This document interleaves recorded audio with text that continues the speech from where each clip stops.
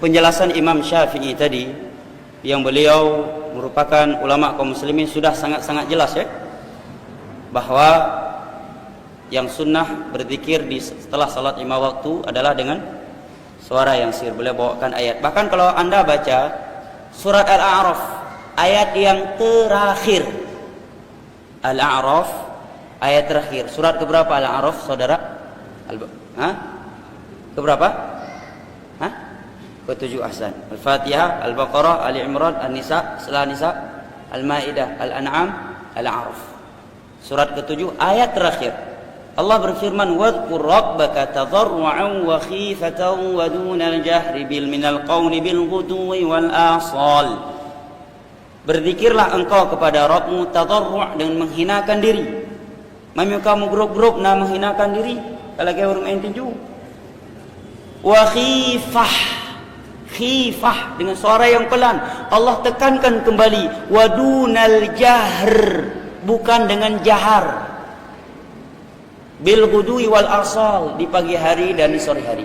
Ini ayat surat Al-A'raf ayat terakhir.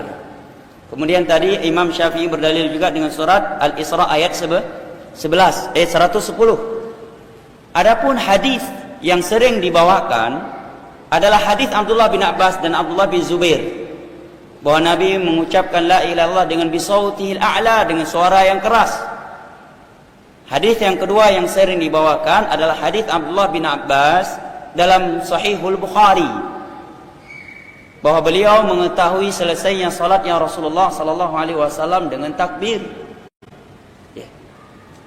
Maka jawabannya dan yang paling berilmu, lebih berilmu dari kata kita, dan jawabannya lebih akurat adalah jawaban Imam Syafi'i. Kata beliau tadi jelas ya, inna wa ahsabu innama jahara qalilan liyata'allaman nasu minhu. Nabi mengeraskan di beberapa waktu itu tujuan agar para sahabat mempelajarinya. Sebagai contoh, salatnya beliau di atas mimbar. Setelah para sahabat memahaminya, apakah setelah itu beliau pernah lagi salat di atas mimbar?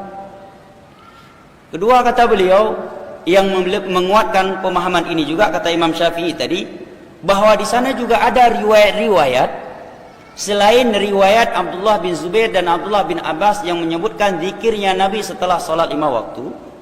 Tidak ada yang menyebutkan jahar, menunjukkan kebanyakannya Nabi tidak menjahar, dan menunjukkan bahwa beliau menjahar tujuan untuk para sahabat, agar para sahabat menghafal dari beliau.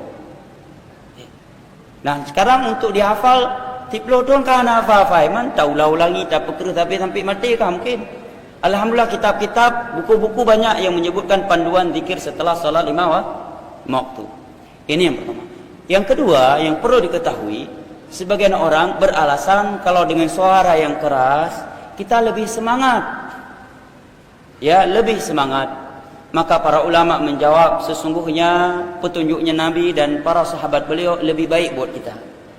Setiap Jumat Nabi SAW berkhutbah selalu membawa muqaddimah yang sering ditinggalkan oleh sebagian khatib Jumat. Dalam hadis Jabir, Nabi tidak pernah lupa mengucapkan fa inna asdaqal hadithi kalamullah wa khairul hadi hadi Muhammadin sallallahu alaihi wasallam. Wa syarrul umuri muhdatsatuha fa inna kulla muhdatsatin bid'ah. Ini khutbah Nabi setiap Jumat.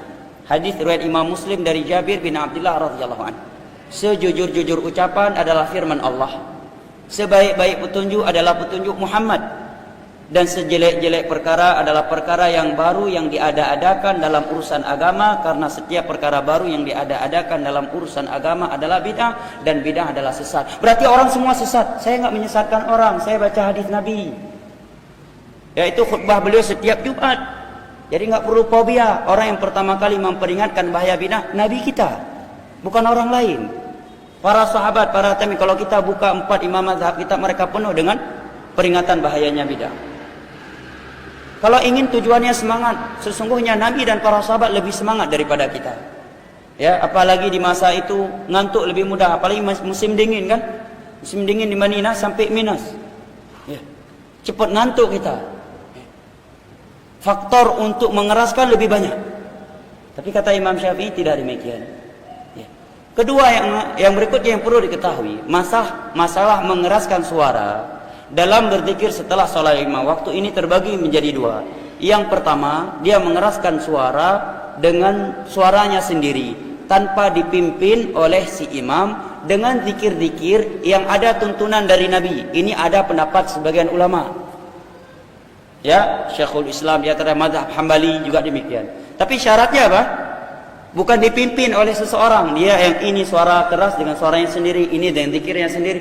Dan yang kedua syaratnya, zikir yang dia baca memang zikir paket paten dari Nabi, panduan beliau, bukan zikir yang lain ditambah-tambah. Ini boleh dengan suara yang keras. Pendapat sebagian ulama, walaupun Imam Syafi'i berpendapat tidak, dengan alasan beliau di atas tadi. Yang ketiga ini yang para ulama sepakat tidak boleh, dengan suara yang keras dipimpin oleh seorang imam, dan zikir yang dibaca pun bukan zikir yang dibacakan oleh Nabi SAW. Al-Fatihah, hai kan God Al-Fatihah, Al-Baqarah pi gaci. Kenapa enggak pilih Al-Baqarah yang lebih panjang, hampir 2 juz setengah kurang 1 lembar? Ya kan? Kalau kita mau pakai pikiran, memakai rasio, kata Imam Syafi'i, man istahsana faqad syarra. Orang yang beragama dengan landasan yang penting kan tujuannya baik, pasti dia akan membuat syariat baru selain syariat Nabi SAW.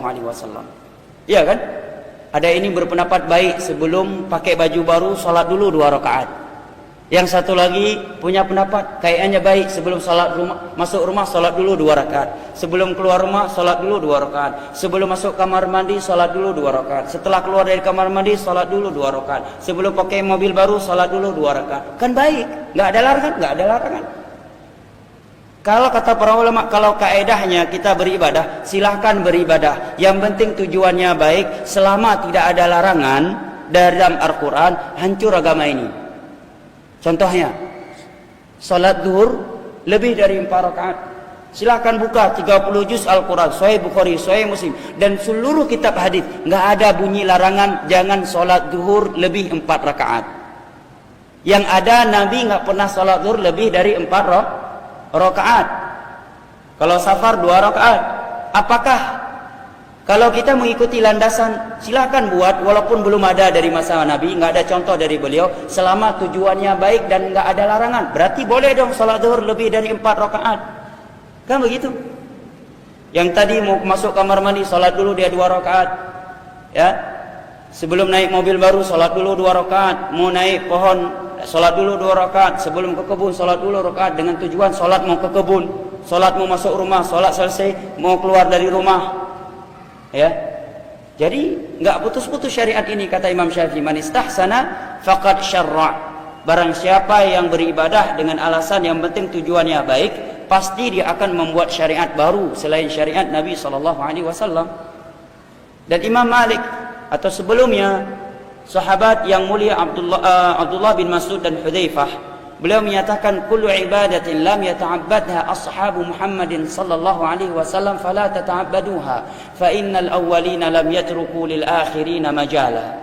Setiap ibadah yang belum pernah dikerjakan oleh Nabi dan para sahabatnya, jangan kalian kerjakan. Mereka tidak membuka ruang untuk orang-orang yang datang setelah mereka untuk memperbarui agama ini. Ya, kata Imam Az-Zuhri, Muhammad bin Muslim bin Abdullah bin Ubaidillah Abu Bakar, guru besarnya Imam Malik, orang yang pertama kali membukukan hadis Nabi dalam sejarah Islam. Kata beliau, minallahi risalah wa ala rasulil balagh wa alaina taslim. Islam ini datang milik dari Allah, milik Allah, dari Allah.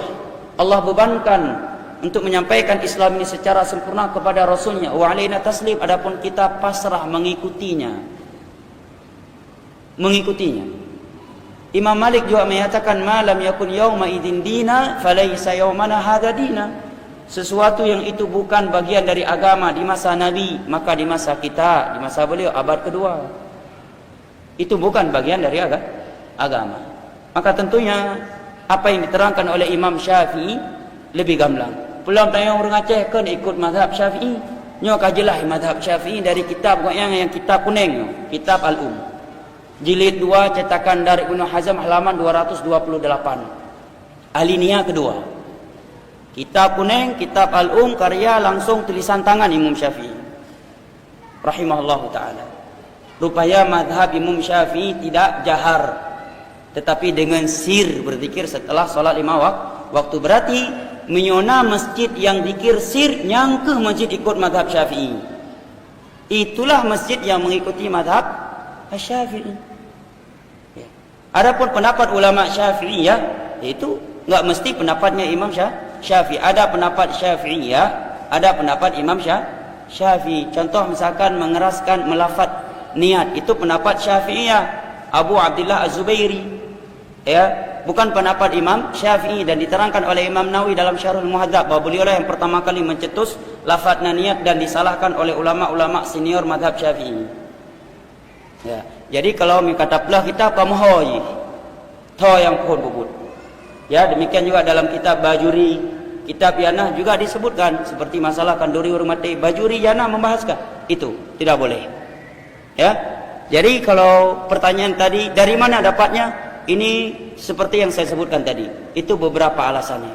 Maka jawabannya seperti Imam Syafi'i jawab. Tentunya kita lebih nyaman dan lebih tenang dengan pendapat Imam Syafi'i. Haingan lahir tertutup oleh Imam Hijriyah. Dan yang raca kan ikut madhab Syafi'i, nyangka madhab Syafi'i. Berarti mio masjid zikir hanarai itu nyangka masjid ikut Imam Syafi'i.